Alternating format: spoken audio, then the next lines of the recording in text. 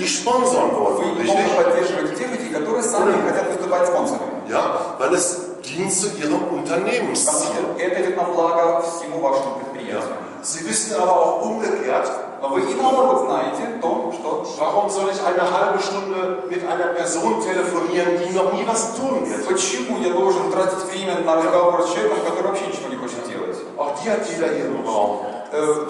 Таких людей везде достаточно. Merken, Запомните.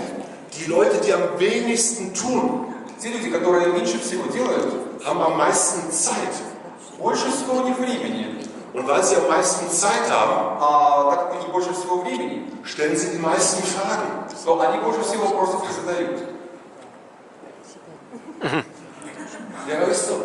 Да, это так бывает. Weil jemand, der aktiv ist, Потому что тот, кто очень активен, der beantwortet sich meistens die Fragen durch seine Aktivität. он часто начинает отвечать на свои собственные вопросы, начинает заниматься какой-либо деятельностью. Lassen Sie sich also nicht zu viel Zeit von den falschen Leuten stehlen. Das ist die Поэтому не Botschaft. позволяйте неправильным людям, так сказать, для вашего бизнеса забирать у вас ценное время.